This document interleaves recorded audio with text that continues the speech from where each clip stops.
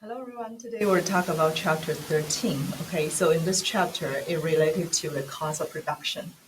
So let's see what we'll learn in this chapter. First, we might see what's the production function, and then what's the marginal product. So marginal product is a very, very important concept in this chapter.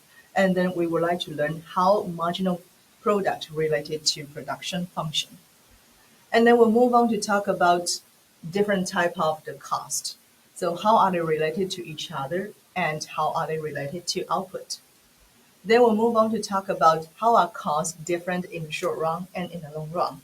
Finally, we would like to talk about the economics of scale. Okay, so those are several questions we try to find answers in this chapter. Now let's begin with the first one. We assume that firm's total goal is to maximize profit. Okay, so how we can compute profit? Profit always equal. So profit. How we compute profit? Profit always equal revenue, right?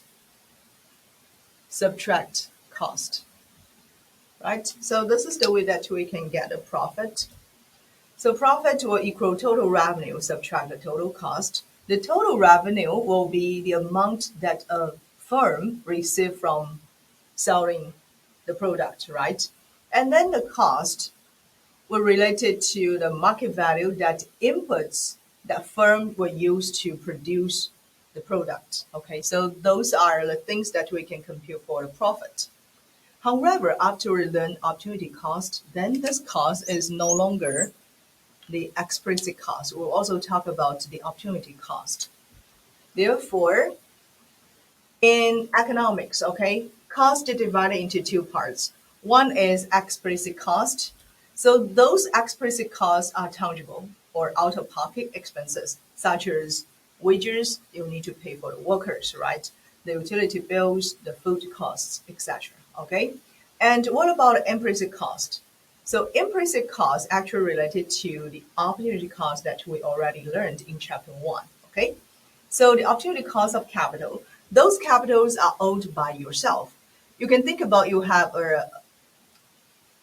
some money, right? And then those monies you can put into the bank to an interest, right? Or you can use your money to invest your business. Therefore, the interest that your money is supposed to earn will be the opportunity cost that you actually put those money into your business, okay? Or like the opportunity cost of your time. You participate in your business, right? And actually you can also hire by someone else to earn a salary. So those is what we call the opportunity cost of owner's time. Then let's talk about some examples of explicit cost and implicit cost. For the implicit cost, we can get examples such as the electricity bill, right?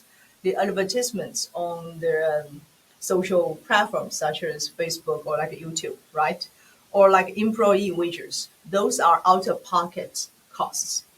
For the implicit cost could be the labor of the owners who work for the companies but doesn't get any salary, okay? Or the owner's capital invested in your own business, or the use of the owner's car, the owner's computers, or the other personal equipments, okay? Those are what we call the implicit cost. And as we have two different type of the cost, right? Implicit cost and explicit cost. Therefore, we will also have two different profit. One is accounting profit and another one is economic profit. So for accounting profit, it will equal revenue subtract explicit cost. So it's an accounting profit. Accounting profit here will equal revenue subtract explicit cost, right? So this is the way that we get accounting profit. And accounting profit is the profit that your accountant will tell you. Your accountant would tell you, okay, for example, this month we have the profit is like $10,000. this data from your accountant, and that is accounting profit. Use the revenue, subtract the explicit cost. However, we also need to consider about economic profit, because after learning economics, you know cost is not only explicit cost, it also including implicit cost, right? So for economic profit,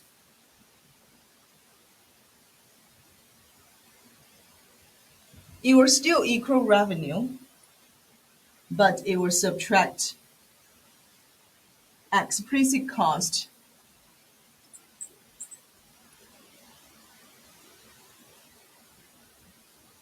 and implicit cost, right?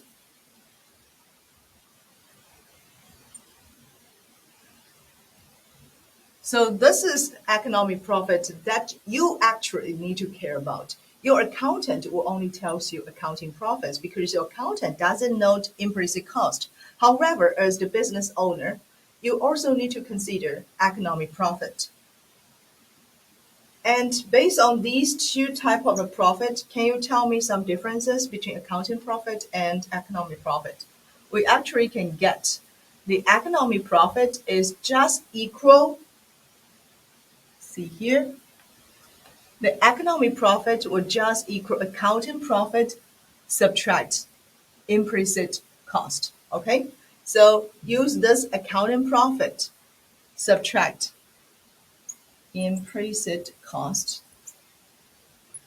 subtract implicit cost, then we can have the economic profit.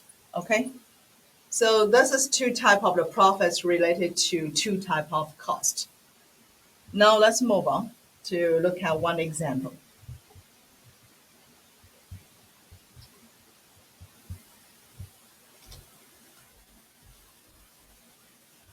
Okay, let's look at this example. How to compute the accounting profit and economic profit. You can see from this table, it tells you the total revenue, right? So the total revenue equal $8,000. And then it also tells you different type of the costs, including wages, including insurance, rent, including food costs, right? So those three costs are what we call explicit cost. Then based on this, can you compute accounting profit? So the accounting profit here,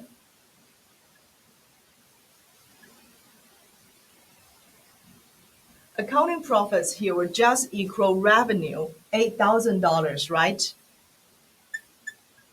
Subtract those explicit costs. So you can put $4,000 as the wages, right? And then you also have the insurance and rent. And last will be food costs. So totally, you can get the accounting profit will equal $500. So this $500 will be your accountant will report it to you. Your accountant may tell, okay, this week we earned 5,000 or $500. Okay, or today we earned $500.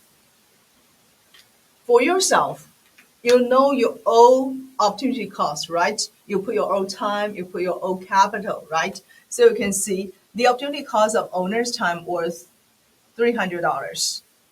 The opportunity cost of owner's capital was $400. Then, based on those information, yourself can compute economic profit, right? Economic profit will equal the total revenue subtract all those costs. Or you can use this accounting profit, $500, subtract the implicit cost. $300 from your own opportunity cost of your time, and then $400 of the opportunity regarding to the opportunity cost of your own capital. So actually, after taking your own opportunity cost into consider, you actually earn negative, okay? No profit, no economic profit is actually negative economic profit for you. So remember, in the future, if you have your own business, consider not only the accounting profit, okay? This accounting profit will be the accountant will tell you. It's positive. You also need to consider, okay, you also need to consider your own time, your own capital, as the implicit cost, okay, to get it economic, economic, economic profit, okay? So these are the examples about how to compute accounting profit and economic profit related to explicit cost and implicit costs. Now let's move on.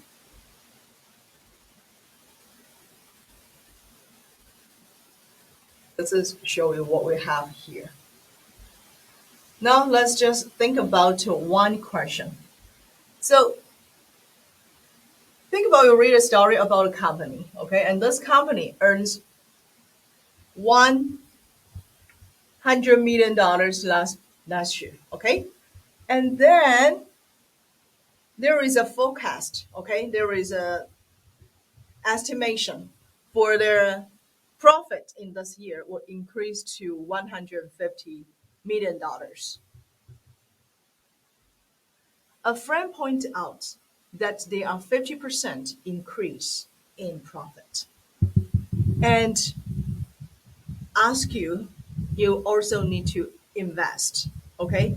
You maybe it's a good opportunity for you to buy the stock share, okay, of this company.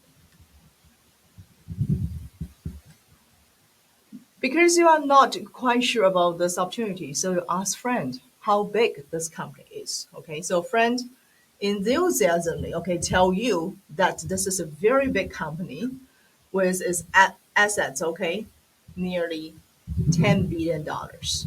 So based on those information, what do you tell your friend? Is it a good opportunity cost to invest or not? So look at this one. I think this is a very common situation in reality, right? The company had a profit of $100 million last year, and this year forecasting that the profit will increase by 50%. However, consider about this company's scale. It's like a very big company, right? $10 billion. So what can you tell your friend? Use your own economics theory. Tell your friend, actually, this is not a good opportunity to invest. Why not? You can use the profit, $100 million, divide $10 billion as the total assets. You might find out actually this company's profit was just 1%, was just 1%, and which was very, very low profit scale. Okay. So tell a friend this is not a good opportunity to invest in this company because the profit was very small compared with its total assets. Okay. Now let's move on to the second question. How much should a firm produce? How much should a firm produce? So this will related to production function and the marginal product. Okay, so let's look at how to answer this question. First, there are two main ideas. Describe the factors of that determine output. Okay, so we need to learn how to describe the factors that determine output and how do firm use the inputs to maximize production. So here outputs, we call outputs as the concept that related to a product that a firm can create.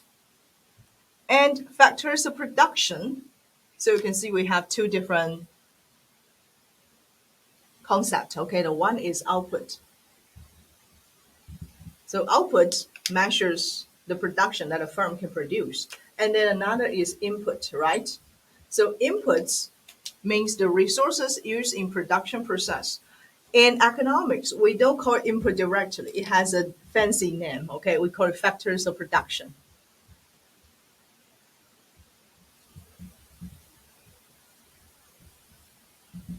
So this is the fancy name of inputs. You can call inputs, but most of the time we would like to call it as factors of production, okay?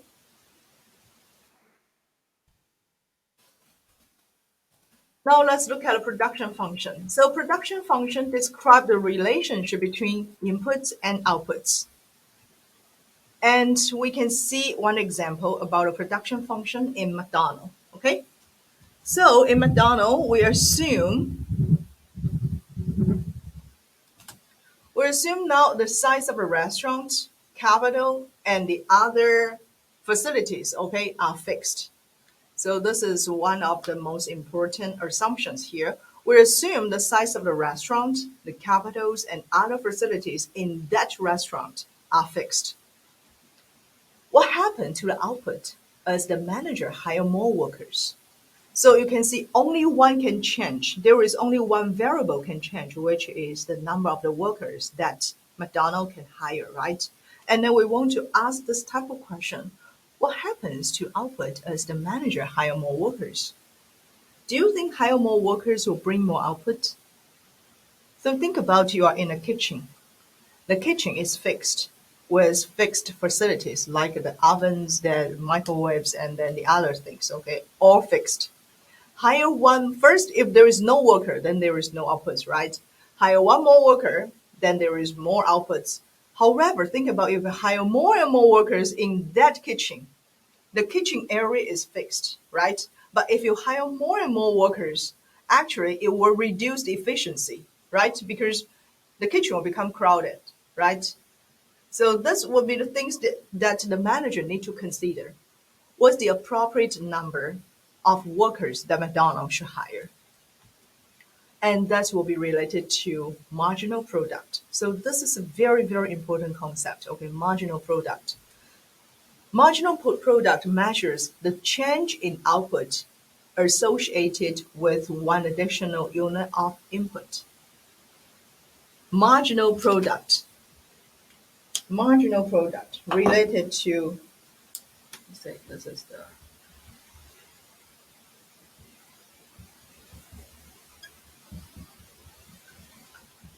marginal product related to the change in output associated with one additional unit of input.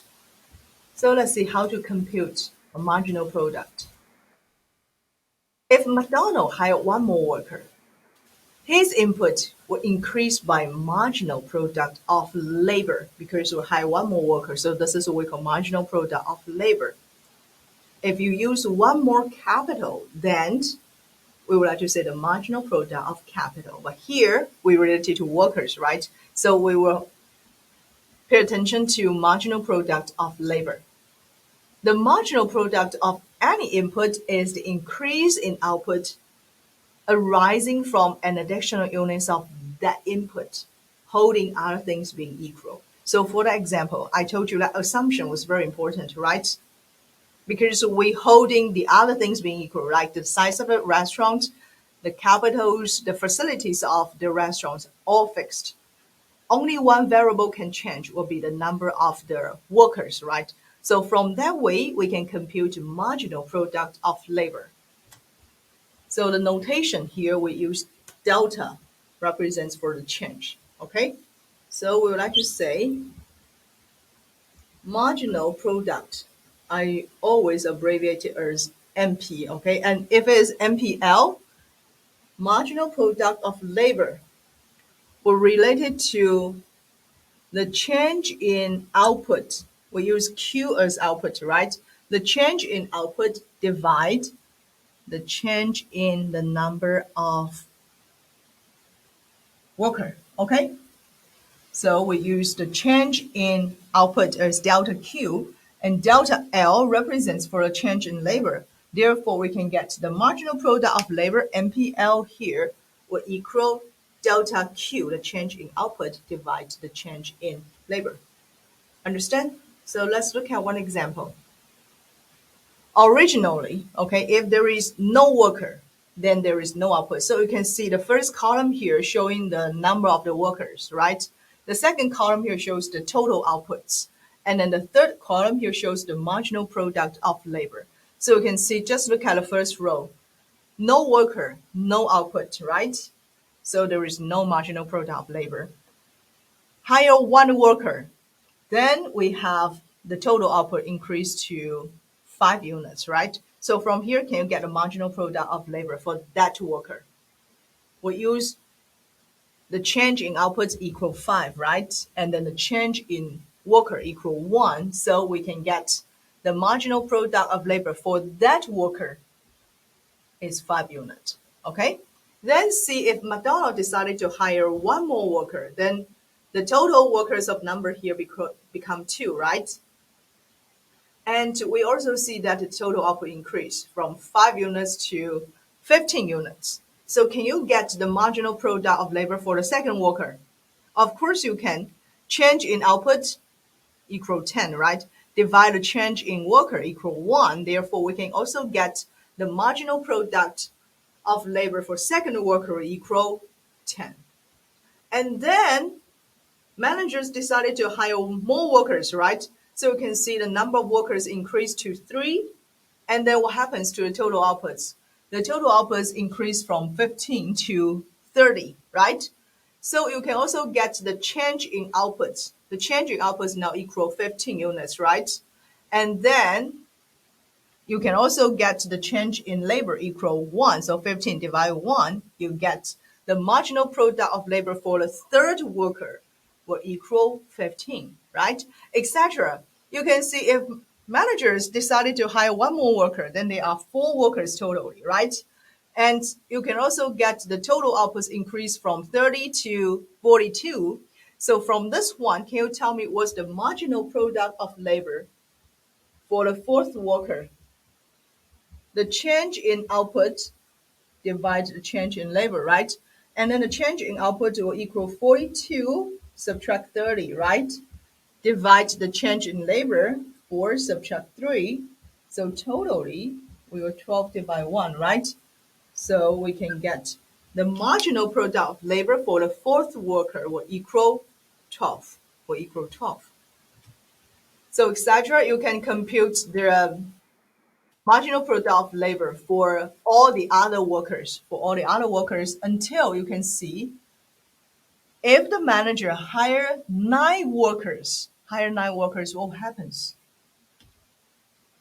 Actually, you now will have negative marginal product of labor. What does it mean? Hire one more worker doesn't give you more outputs. It actually will decrease the outputs, right? It will decrease the outputs, and this is not a good decision anymore. As the manager, do you think this is a good decision? Of course not, because as I told you, the kitchen is fixed or the restaurant is fixed. Hire more and more workers will make the kitchens or restaurants become crowded, and which will actually reduce the efficiency, right? So you might see from the second column, okay, the number of the output increase fast at the beginning, and then the speed of output increase actually decrease until the eighth worker. You can notice the output reach is maximum, and then it tried to decline, right? It began to decline if you hire one more worker. And then what about the marginal product of labor? At the beginning, it increased, right? And then it decreases well. It can also become negative, okay? So let me show you the graph of this total outputs and marginal product of labor.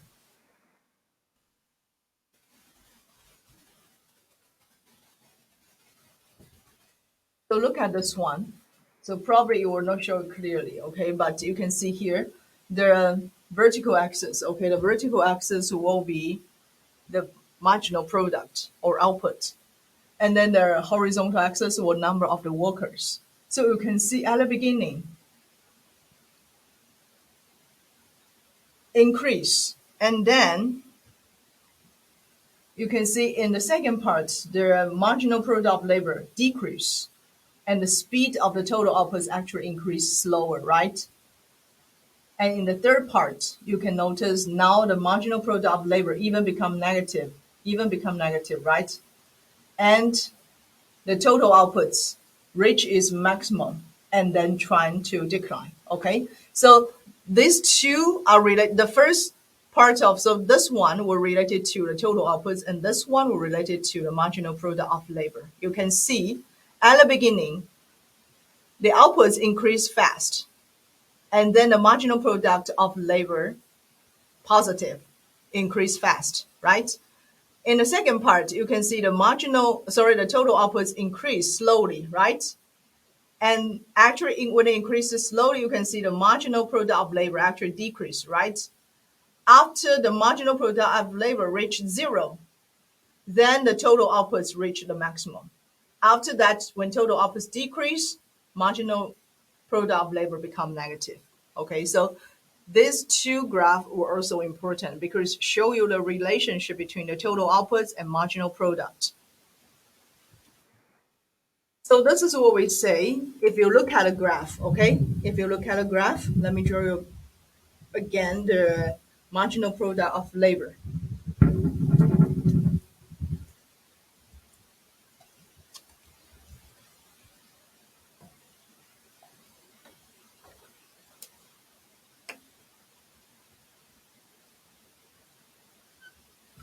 This is their output or marginal product, okay? And then this is the labor. As far as you might know, it will increase at the beginning, right? Reach the maximum and they decrease until it becomes negative. Okay, so this is what we say for the marginal product of labor.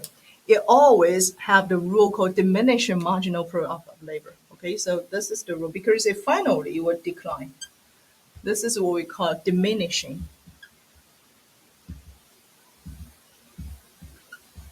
Diminishing marginal product. Diminishing marginal product occurs when successive increases in inputs are associated with a slower increase in output. Why does this happen? It's because of we have the fixed restaurant. We have a fixed size of the kitchen. If we have different things, if the size of the kitchen can change, if the size of restaurant can change, then things will be totally different. Okay? So what does the diminishing marginal product tell us about the firm's input decision? Which could be the best number of workers you need to hire. So we can learn from diminishing marginal product to determine what's the appropriate number of the workers we can hire. So diminishing marginal product is the marginal product of an input decline as the quantity of inputs increases, other things being equal.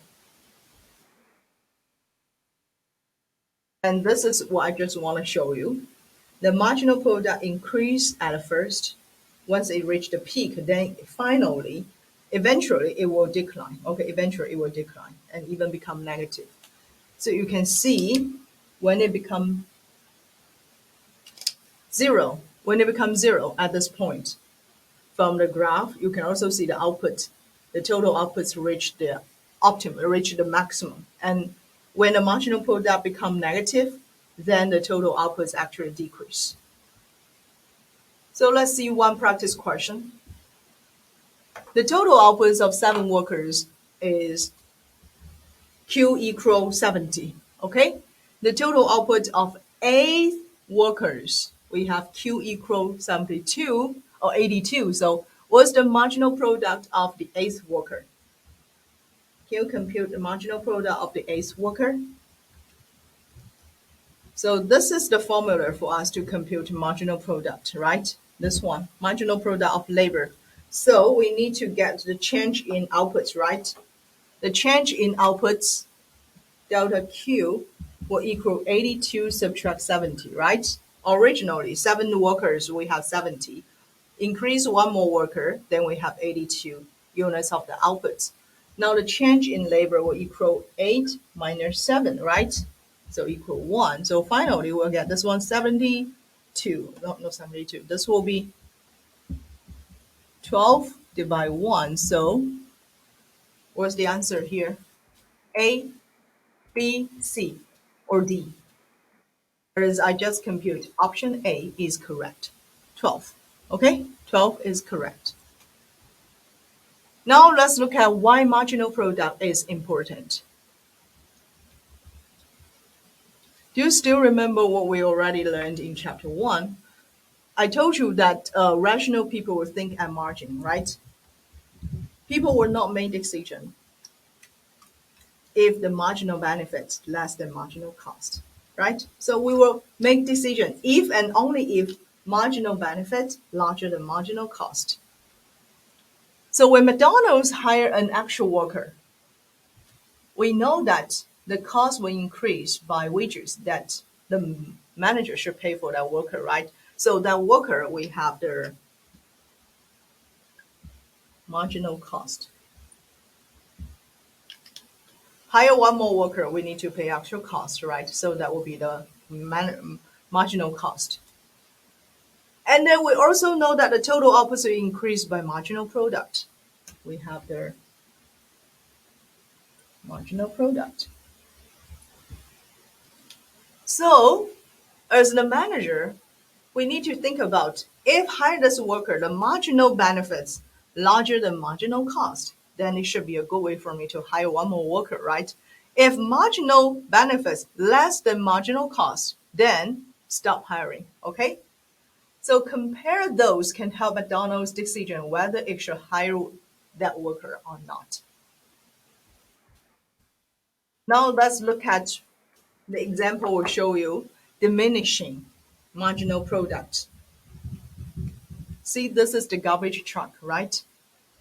If I hire one more worker, okay, so that worker will be good because the worker can help me to drive it, can drive this garbage car, right?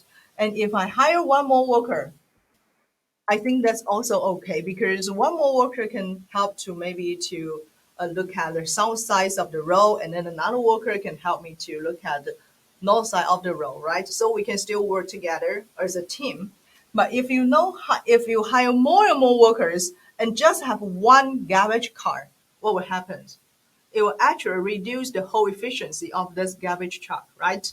So this is what we say marginal product will be finally diminishing. Okay, will be finally diminishing if there are more and more workers will be hired, but we only have one garbage truck. All right, let's look at the examples. So these examples are related to Farmer Jack's costs.